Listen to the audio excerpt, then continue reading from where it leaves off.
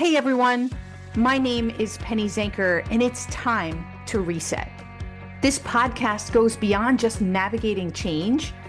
It's about new ways of thinking about how you can approach challenges, how you can shift your mindset when needed, create some space and grace for yourself so that you can rethink, recharge, and reprioritize when and where needed. Are you ready to unlock your full potential? Thank you for hitting play and sharing this next episode with me. It's time to reset. Hello, and welcome to Take Back Time. My name is Penny Zanker, and I'm your host.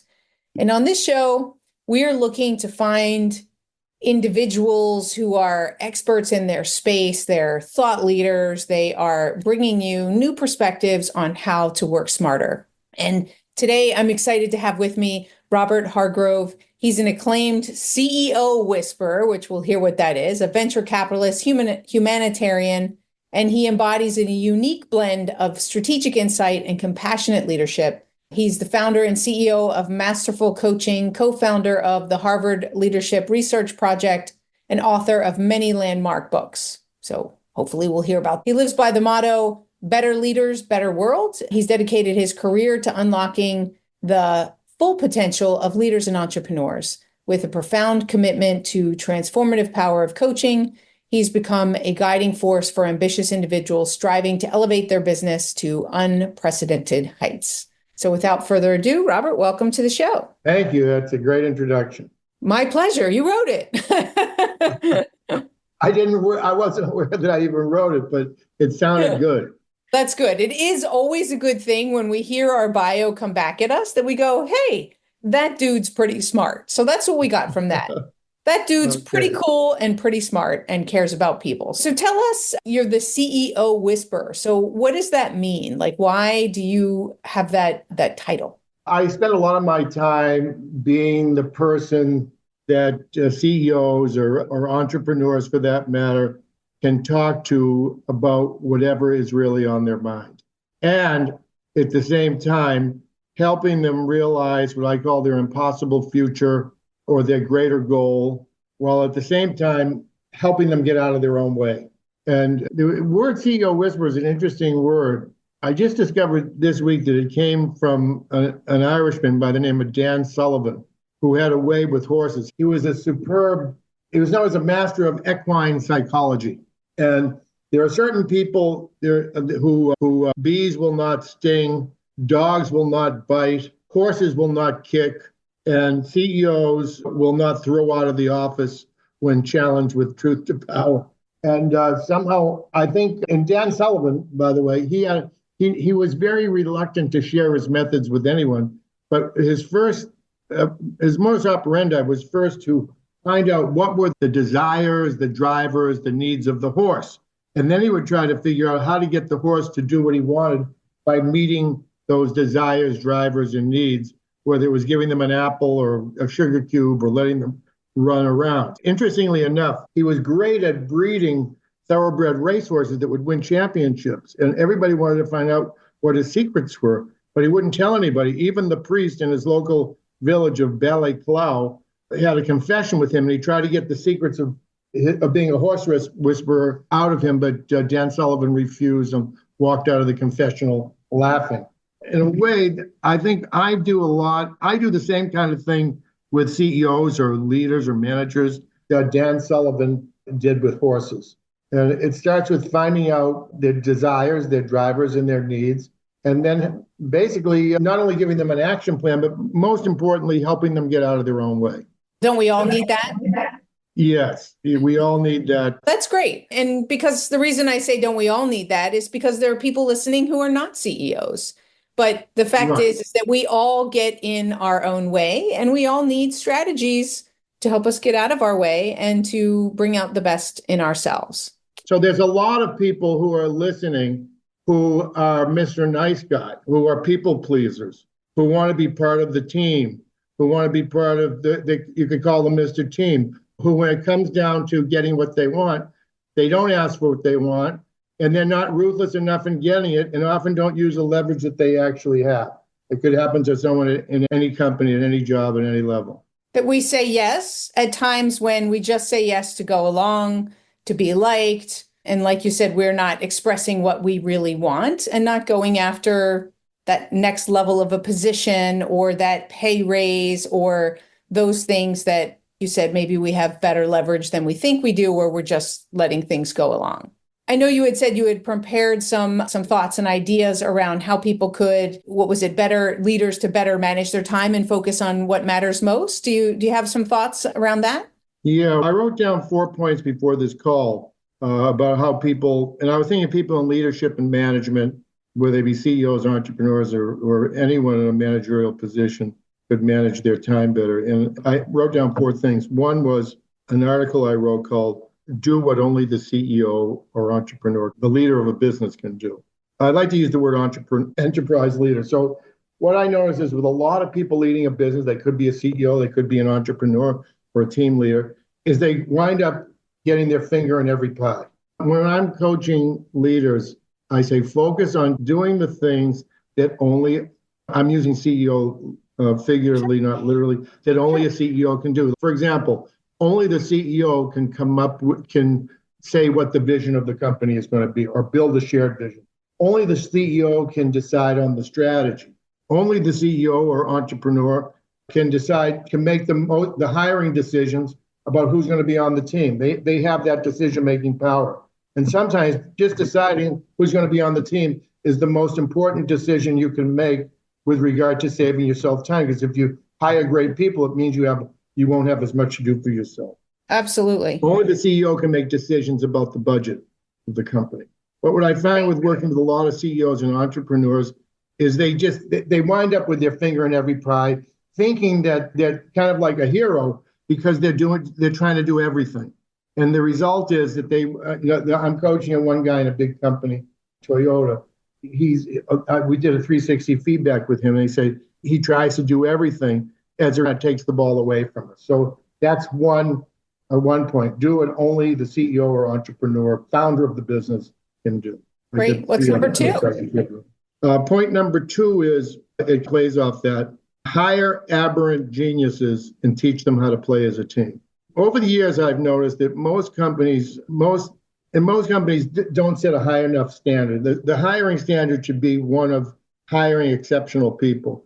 And the hiring practices that human resource departments use probably haven't changed in the last 100 years. What happens is they usually come up with a set of job criteria. They get a batch of resumes and they try to match the job criteria to the resumes. What often happens is people who have passion, commitment, motivation, or what I would call character skills often wind up getting cut from the list, who in fact would be much better employees than the people that met all the criteria. So I said, hire exceptional people, hire aberrant geniuses, the people who may not fit the mold, the people who you might see as troublemakers even to some extent, and teach them how to work together as a team. That's point 2. A third thing you can do, that will save you a lot of time. You have exceptional people on your team, you're going to accomplish more. Please interrupt. Oh, no, I think that, and we've seen through studies, you hire the right people, you're not wasting time as people leave and whatnot. So I think what you said made a lot of sense, in that the people who they're hiring for what the job description is, but very often they're not hiring for the results that they're looking to get. And the results tend to come from some of those characteristics and things that you were talking about, not just, can I check these boxes, but how do I work together as a team? How do I drive projects forward and things like that? One of the things, if you study great CEOs and founders or managers, they all came to the essential insight that if you have a good business idea and you surround yourself with extraordinary leaders who can work together as a team, you're going to be very successful. That seems like it's rather obvious. Everybody knows that. But there's a difference between knowing what and knowing how. Everybody may know that, but not everybody does that. The hiring standard is pretty weird. There's always a gap in the execution, right? Great ideas, great thoughts. How many people hold out for someone who's exceptional? They don't, because they have to fill the position. Their job is They're thinking of filling the as position with quickly as people possible. who check the boxes. And then they Right. wind up with a problem. If you ask most CEOs and founders what keeps them up at night, the things that keeps them up at night, for the most part, is dissatisfaction with the people on their team. Absolutely. Instead of having a group of A players, they have Bs and C players.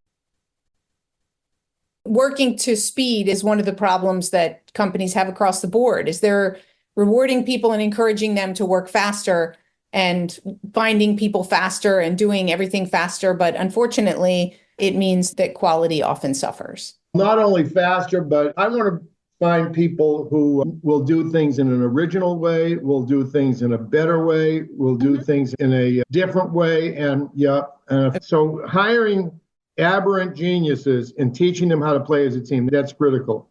A third thing that will save you a lot of time as a leader or manager is where I put the master-apprentice relationship. For thousands of years, the way leaders in any field, whether it was the performing arts, Shakespeare, great symphony orchestras, business, the way they would develop people, they wouldn't send them to Harvard Business School for an MBA. They wouldn't send them to a leadership workshop or even to listen to a podcast. They would develop a master-apprentice relationship where the person who was developing would develop while learning at the feet of a master. But the problem is that most CEOs and founders they think that developing people is someone else's job. That's HR's job, or it's not really up to me. But the best leaders are the ones that do that. And not only do they save a lot of time because they have great people, they develop great people. It's not just hiring great people. That may actually be the easier thing. What every leader needs to do is to develop a pool of transformational leaders within their own company who can recreate what they do or make something happen that wasn't supposed to happen. The fourth thing is something that I wrote down for myself. I think I'm really not good at this, but I think it's really important that it saves time. And I have an exercise everybody can do too. It says, get it so that it's 80% right and then iterate. Now, when I sit down in my writing, the other day I made a post on LinkedIn. I wound up spending 3 or 4 hours working on it because, trying to perfect it. And many years ago, my brother said, you're spending all this time writing that, and the only one that's going to appreciate it is you. And I think that, I don't know if you do that, Penny, but I sometimes spend much too much time making something perfect when getting it ready 80% right and then iterating again would be very helpful. There's a phrase I use. It would be much better for me, for example, if I wrote something, took a break, went for a walk, then came back and did another iteration, then just press on. Absolutely. So that's very important. Now, I think that's a common problem that a lot of people have, including myself, is that sometimes we don't take a break when we need to come back and see it with fresh eyes. You press on. And in some cases, it doesn't even matter. If you move it from 80% to 100%, it's not going to matter. Getting it 80% right in many cases will be more than enough. However, when my wife is cooking, I'm not sure I can apply the same rule. I like it to be 100%. Or if I'm cooking, I like it to be 100%. So what's 100%, right? Yeah, if you don't like, I am guilty, and I don't want to, you presented me as a wonderful person, but I am guilty of the person saying, this needs a little more salt or some vegetables in it or whatever, and I probably shouldn't do that.